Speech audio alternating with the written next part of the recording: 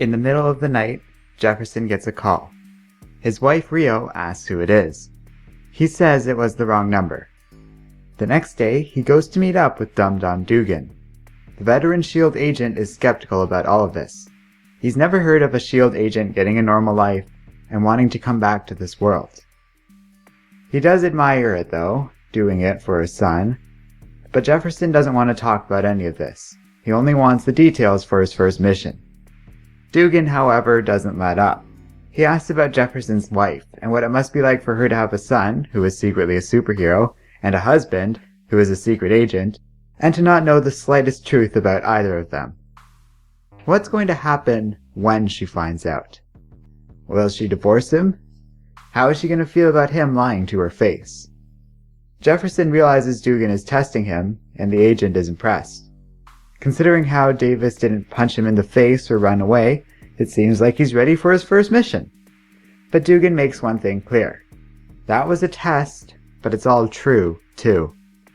Now Jefferson can get mad about it, but he knows Dugan is right about all of this. Jefferson is given a case of concentrated pterygium. In its original form, this mist causes some people to turn inhuman. But sure enough, with some poking and prodding, people have created this version of the substance, which will give anyone superpowers. Strong enough to make the mutant growth hormones seem like an over-the-counter drug, this is a dangerous substance to say the least. The goal will be for Jefferson to sell this to another S.H.I.E.L.D. agent who is working deep undercover as part of a massive criminal group. Jefferson meets up with this agent and together they go to S.H.I.E.L.D.'s real target, the Black Cat. The father of Spider-Man tries to maintain his composure but isn't used to seeing this much firepower, but the Black Cat is understanding. If anything, it would have been suspicious if he didn't react this way. She leads him and the other S.H.I.E.L.D. agent further into the facility, into a cell. There, Jefferson is alarmed to see her prisoner, Spider-Man. Miles has been knocked out cold after they couldn't stop him from talking, but it's no matter. Black Cat reveals they know everything. That these two are S.H.I.E.L.D. agents, that Miles Morales is his son and is Spider-Man. They shoot the other agent dead, and Black Cat grabs Miles by the throat.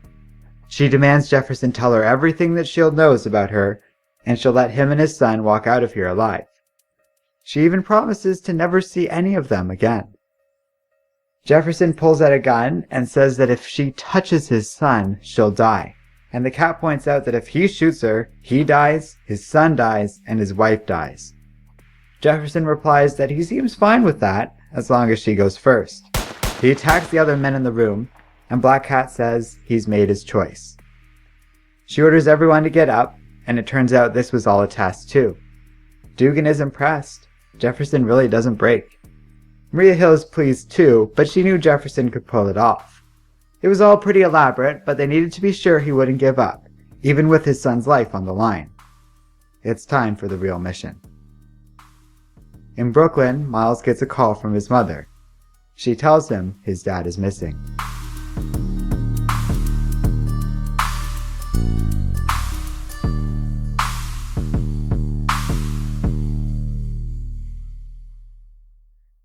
Hello and welcome to Comic Island. My name is Arden, and this is my recap and review of Spider-Man number 11.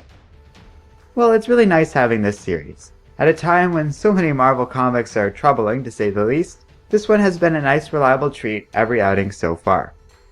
Issue number 11 felt no different. Focusing in on Jefferson, I really enjoyed this comic and would happily recommend it once more.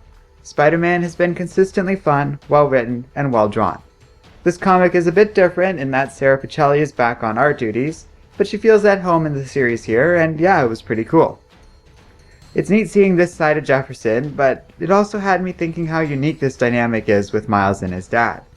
Most superheroes' parents are either dead or in the dark about the superhero side of that child's life. But not only are both Miles' parents alive, currently, but his dad is also well aware of his son's life as Spider-Man. And as we saw in the Civil War II tie-in, he's an active part of that life, and someone Miles can turn to when conflicted or dealing with something. Which brings us into this issue, and we start to get a sense of what Miles is talking about in the issue before. This is who Jefferson was, and this is why S.H.I.E.L.D. seems to find value in him. It's all quite interesting, although I'm not sure how it's going to play out. but it's a development and a quite meaningful one at that, so I'll take it. Miles Morales is always a nice reminder that not every superhero has to be the same, that there's a lot of room for setting yourself apart and trying different things. It's always fun to review these comics when I get a chance to.